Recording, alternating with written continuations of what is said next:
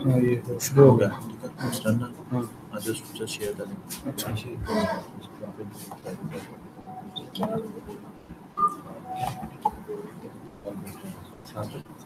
Forward करना।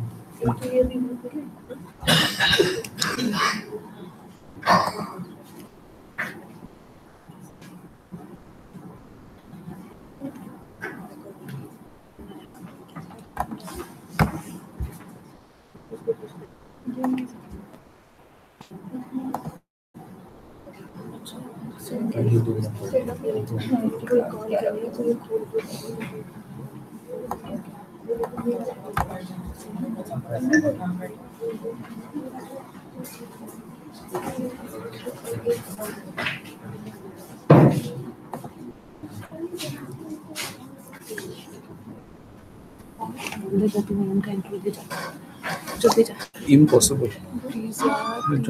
People don't wait 1 second. ये करने दो मुझे.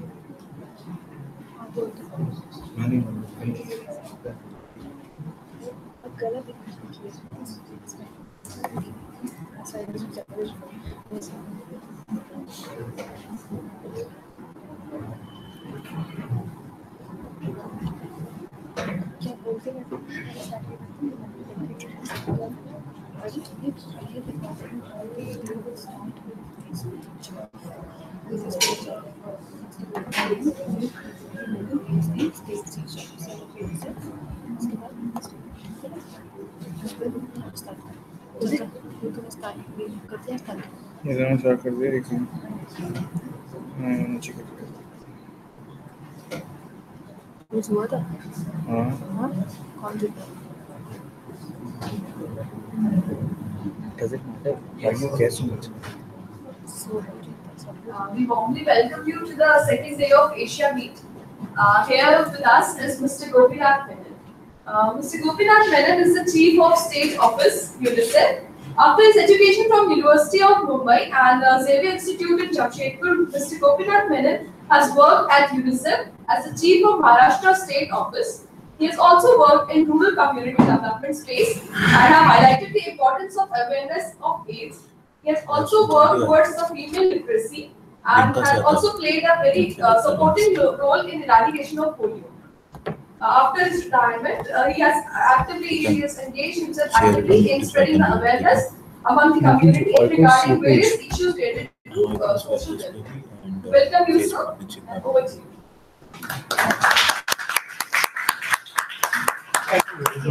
Good morning to all. Yeah, as she just mentioned, I didn't get your name. Himanshi. Himanshi mentioned I was a product of XLRI, completed in 72, and continued working in this area for about 7 years, outside with the tribal populations. I didn't opt for a corporate job. And that took me finally to UNICEF. 84 I joined UNICEF. And I completed 2009, but I continued with the same work. So what I'm going to speak today is about the work that I'm doing, especially the last 10 years of UNICEF experience, and then the work that I'm doing. आपको मुझे तो admin rates मेरे पास नहीं है.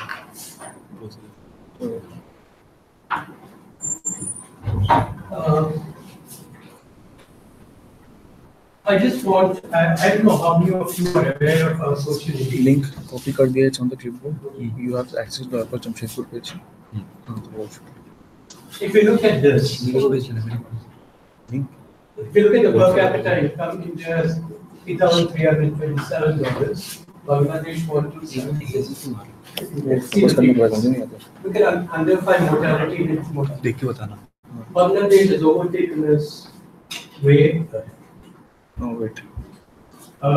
Even today, if you look at the statistics, we are probably losing about 4,000 children under 5 every day. That's the unfortunate part. Look at child malnutrition. 38.7% of our children are in moderate or severe malnutrition. Exactly. And you compare that with Bangladesh, Pakistan is a little way off. But if you take the worst of Africa, He's standing. they are around 26, 27. And we are 37. He's standing off camera. अरे लेकिन जा भी रहा है. I'm going to 20 statistics, but 2-3 key indicators. Look at sex ratio. India's sex ratio, look at the general sex ratio, it's 933. जरा focus दो. If you look at under 5 sex ratio, it drops to 927. क्या message? And when you look at Punjab, 876. And here you have 798 under 5. So there's a lot of female feticide, abortions that are taking place, मैं draft कर लूँगा ये where मुझे the पीछे. girl child is unborn. They are disappearing. And this trend is on. If you look at the 2001 census, it was not as bad as this. The general India figure has improved a little bit. Some states are better, but certain states have gone back worse. The child sex ratio is extreme. He just needs to be within the frame. He's If outside you the look at frame. Haryana, Punjab, Rajasthan, that belt in the north, it's extremely bad. And these are figures. I mean, we normally, when I first heard this came into UNICEF, the figures were much worse, not sex ratio, but in mortality, most of what we talk about. And at that time when I was sitting on as one of you, talked about it as India's best kept secret. We don't discuss it. This is a country which is now talked about the fourth biggest economy in the world. And this is the status. If you look at the below poverty line, almost 50%. And we're talking about $1 a day. It's not there. I mean, we are way behind. You look at India as a whole. And that's what we need to do. I just want to narrate 2 experiences of mine. One is I was doing what I'm going to talk about microfilm at a village level. It's a 5-day process. On the 3rd day, we do weighing of all children. Email. And then classifying them under the nutrition status. So you have normal, moderate, mild, moderate, and severe. So, and we have a huge chart. I don't know whether you've seen a growth chart. It's normally a small room which is registered. And every month the children are brought, weight is taken, and on the curve it's put. And the child is categorized as mild, moderate, severe. Now, this was the 3rd day, and the facilitators were doing this with the community. So when I reached there, one of the facilitators brought a child along with the Anganwadi worker. And the child was just bones. It was a girl child, 9 months. And 3rd, severe malnutrition, 30. I just sat down to talk to her when behind her, another young girl, probably 18 or 19, came with another child, 9 months old, and the twin of this baby. And that child was worse in the 4th degree of malnutrition. And I was not sure whether those children would survive. Now, when you sit, this lady didn't have 4 of the teeth in front. So when I spoke to them, I asked them what. And the story is that this girl is the 2nd wife of the man. The first wife delivered a girl child, so she was packed off. And unfortunately for this girl, she delivered twins. And for bad luck, she was 2 months. And since then, she has been battered both by the mother and that's how she has lost it. And the children have been totally neglected. They are unwanted. And this is happening within a community where families are living together. No one protests. No one takes it up. It's accepted. The girl child is unwanted. And the misery of the wife This story is common everywhere, except probably in the tribal case. Upstate would be much different. If you go to other places, all over the world, in the south, not that much. The second one I want to talk to you is about, I was doing a workshop in Orissa with supervisors and CDPs of ICDS project. You all know what ICDS is. It's a child development program where there is a daycare center. Children are fed every day. Immunization is done, healthcare is provided, antenatal services are provided. It's a comprehensive health and nutrition care program for children, which is all across India. Every village with 1,000 population has an Anganwadi center. Who's an Anganwadi? And everything. Now, I was doing a workshop on how we can improve these centers with CDPs and supervisors. So we came to feed it. So I asked them, how many of you will send your child to the Anganwadi center on food? Spontaneously, one CDP stood up and she said that my child is not available. It took me a lot of time without annoying her or making her feel uncomfortable to sort of discuss that issue. Are the children coming to the center like us? It's their entitlement. Government of India has provided as a policy, when even there is a Supreme Court law ruling, children should be fed. So it's a right, it's an entitlement of the child. So no one should feel that, and that unfortunately that's the attitude with which we treat the feeding program. Children come there and they with a bowl. Some places they have provided some essence. Otherwise, probably nothing would drop, just a small canteen, older child bringing the other child. They come just for the food and it's given no taste, whether it's cooked. I mean, it's so shabby. So it's in I'm talking about mindsets and the whole concept of rights. This is both. The same thing happened to me when I was in Nandurbar years later. I mean, this is about 8 years back. I was sitting with a group of youth, about 60 of them, who were volunteers working on their own. I asked the same question to them: how many of you have children going to the Anganwadi center? No one raised their hand. Finally, one boy put up his hand. Very shy. I know that all of them send their children, but they don't want to admit that their children are going to the Anganwadi center. It's a disgrace. So both from the community side as well as the providers side, we treat it as an act of charity. And there's no dignity in what's being done. And these are mindsets, that we need to change.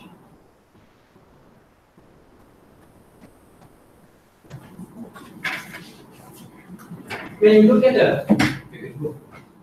the community, the most important part today is the Gram Panchayat, or in the Nagarpalika, if you look at the wards and the urban context. Now, what do they talk about? It's a Gram Sabha has become so powerful. Every month there should be a Gram Sabha. Every decision of the Panchayat has to be passed, whether it's a BPL list, whether it's a toilet beneficiary list, whether it's a retirement benefits list, service. Anything that has happened in that community should be passed at the Gram Sabha. That's the power.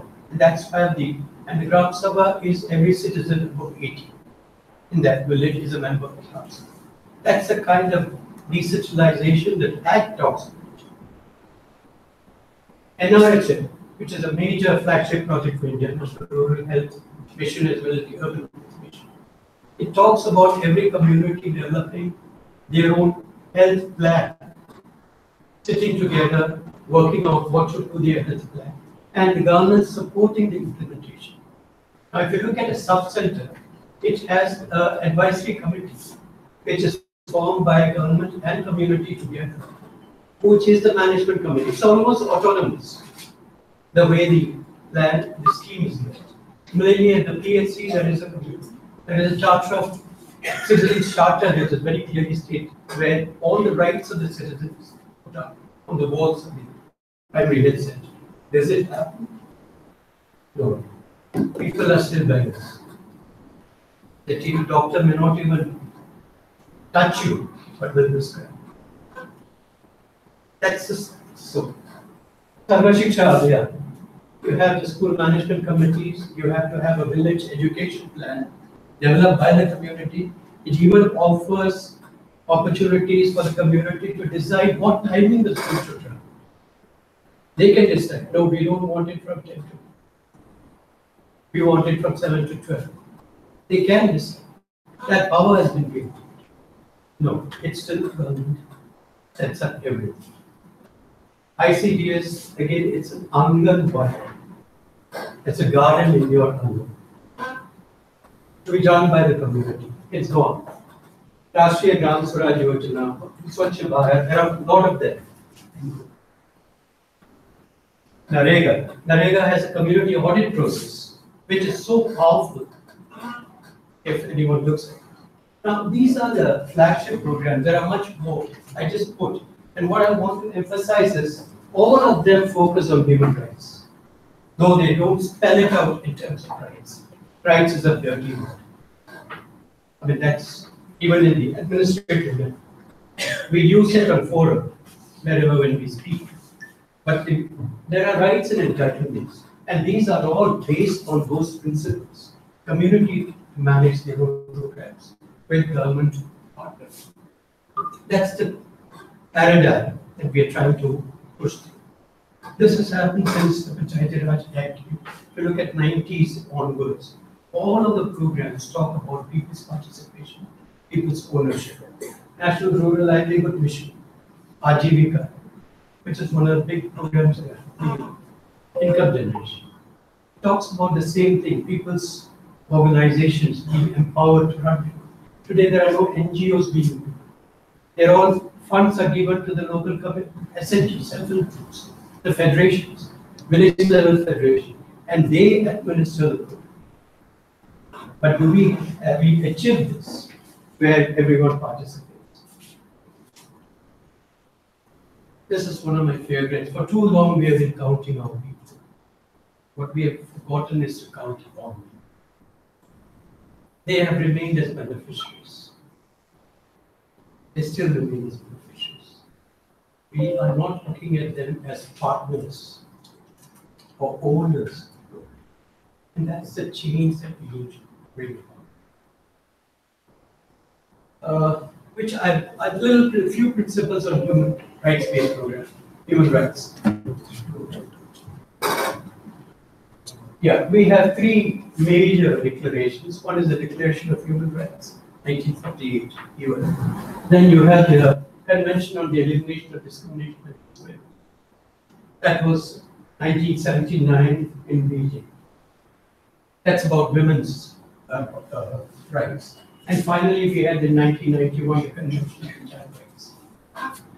And all of them talks about no discrimination.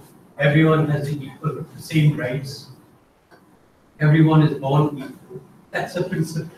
And that's what we're trying to, especially in India, because very, very difficult. We are divided by so many factors: caste, religion, regions, economic status, to bring together.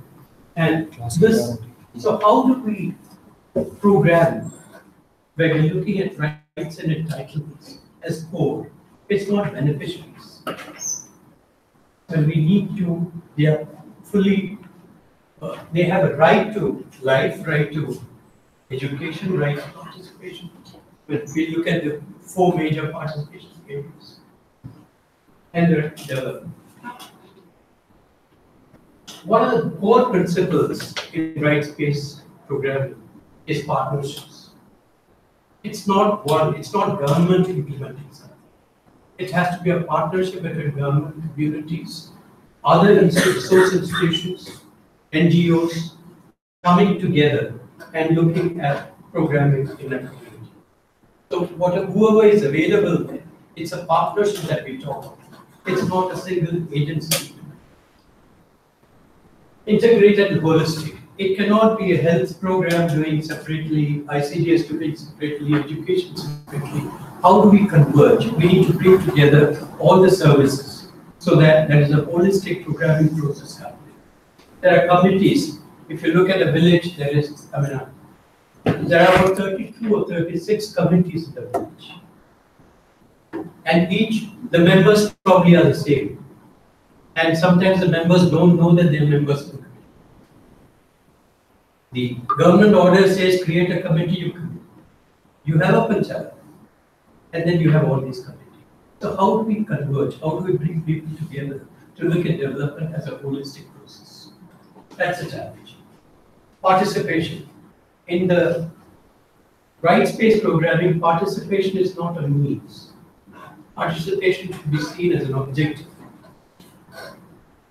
It's through participation that people get involved. They are party to the decisions being taken. And that's where. So participation is not like government. We talk of community participation, 10% contribution. So raise 10% for a toilet, press government. That's not participation.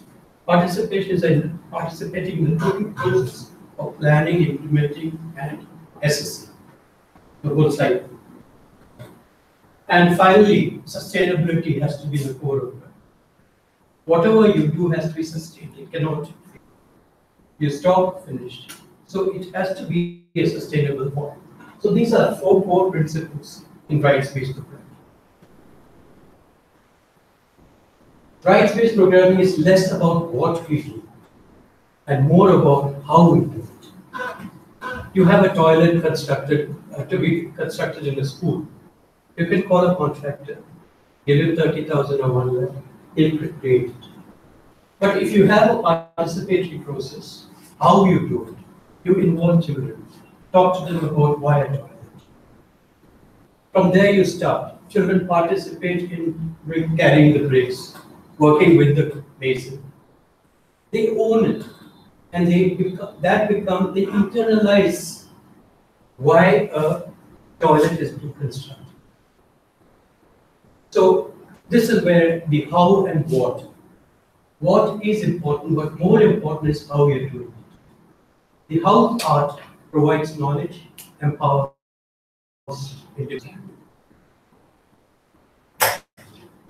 There is a shifting paradigm when widened focus from individuals to households. Earlier it was individuals. Now we look at households, communities, and civil society as a whole. The emphasis not on individuals. Widened behavior emphasis from individual behavior change to community behavior change. Because when communities decide on something, everyone complies. That becomes a norm. No girl should get married below 18. We know that 35 to 40% in certain states, girls are getting married below 18. Some at the age of 13, 12. It's a lot. But yet, that's not internalized. So that's where, how do we get a community to decide that no girl in my village will get married below 18? Then that becomes a norm.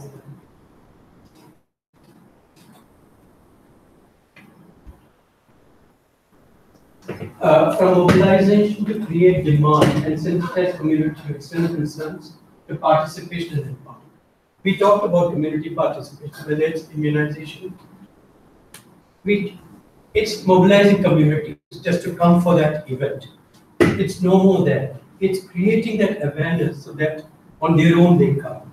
That's where the empowerment element comes. It's not a service delivery process. It's a demand creation, demand through awareness generation. Similarly, need to shift emphasis from needs to rights. It's no more need-based. That's why I was emphasizing on rights and entitlements. It's not an individual. It's a right of an individual to get education. It's a right of an individual. NREDA promises 100 days of for anyone in a village who is blind. That's a right. So from needs to rights.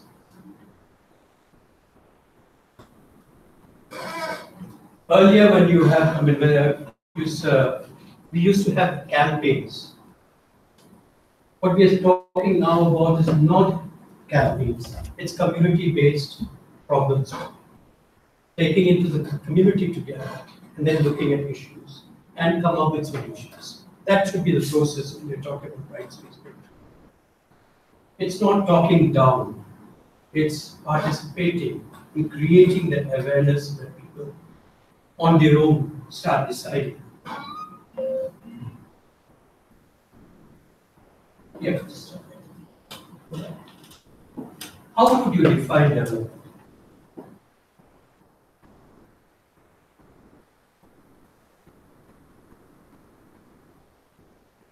Any answers? What is it? What is sustainable? The UN definition is development of the communication. Okay. Very good. Any others would like? Or you can give any, I mean, that's the right definition. Each individual. Growth of individual or each individual. Okay. Self-reliant, to become self-reliant. I mean, these are all great, right? But the one that I would like to use, which UNDP came up with in 2002, is this definition. The capacity of a person, a family, or a community to make informed choices. The word informed should be underlined and it should be informed. What does it mean? Awareness and Yeah. education. Awareness and education. I am not forced to take my child for immunization. I need to know that it is my duty and the child's right to get that immunization. That makes it sustainable. Look at pulse polio. 95 it started. 2018 we are still running 6 rounds of pulse polio immunizations every year. Tremendous amount of money being spent. And even today, almost 20% of families don't come.